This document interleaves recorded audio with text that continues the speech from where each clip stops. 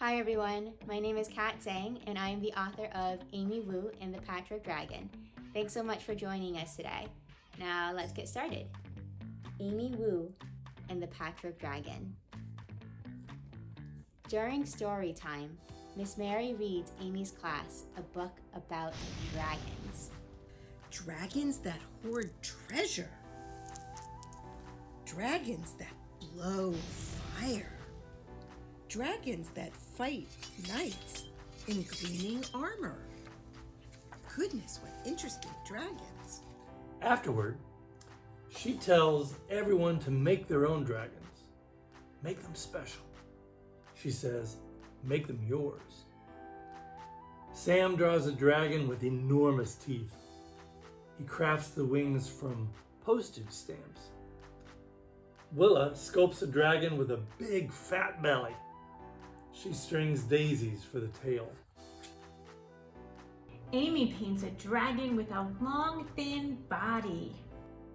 It has horns like a stag and claws like an eagle.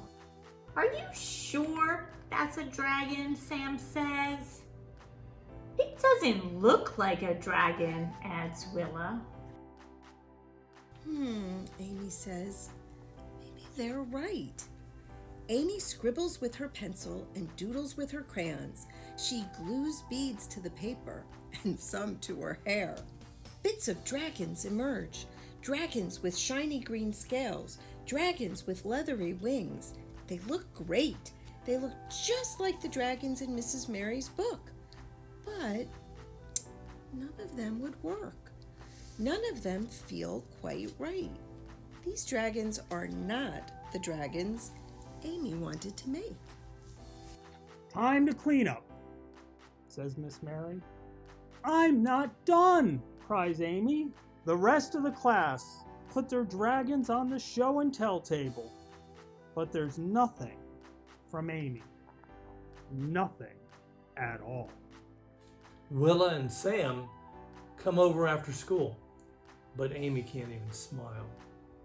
Oh dear, says Amy's grandma, why the sad face? So Amy tells her. Her grandmother gets a twinkle in her eye. Come, she says, let me tell you a story. She tells them about dragons that bring down the rain. Dragons that are wise and just. Dragons that fly without wings. Amy runs to the attic. She remembers where she's got the idea for her dragon. She pulls out something red and yellow, something with a big fat snout and golden horns. A dragon, gasp Sam and Willa. A dragon, agrees Amy. Amy's grandma puts on the costume's head, and Amy puts on the tail. Together they dance down the attic steps and roar through the house. Maybe you can bring it to school, says Sam. Look at the dragon. See, Grandma's in the head and Amy's in the tail. Please bring it to school, begs Willa. Says Amy. She thinks about the dragons in Mrs. Mary's book. She thinks about the dragons in Grandma's story. Bringing this dragon to class would be great, but there's something missing. Something to make the dragon Amy's. After Sam and Willa go home, Amy begins to plan. She shows her sketches to her family. Will you help me? She asks. They measure out fabric and cut it into shape. They carve a cardboard frame and fasten the cloth. Amy knots together 3 silk scarves. Then she adds some beads and some glitter and a little more glitter just because. Ready? Asks Grandma. Amy takes a deep breath. Ready, she says. Amy comes to school with a big paper bag. The other children gather around. Is it your dragon? Asks Willa. Show us, cries Sam.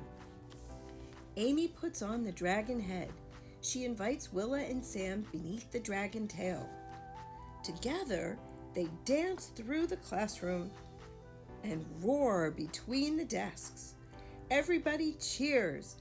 Mrs. Mary laughs so hard she can't even breathe. Oh, it's so fun to laugh that hard.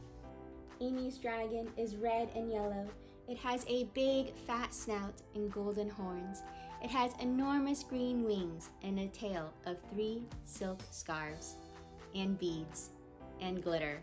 Lots of glitter. It works splendidly. It feels just right. It is exactly the dragon Amy wanted to make. The end. Thank you guys so much for reading with me today. I hope you enjoyed it.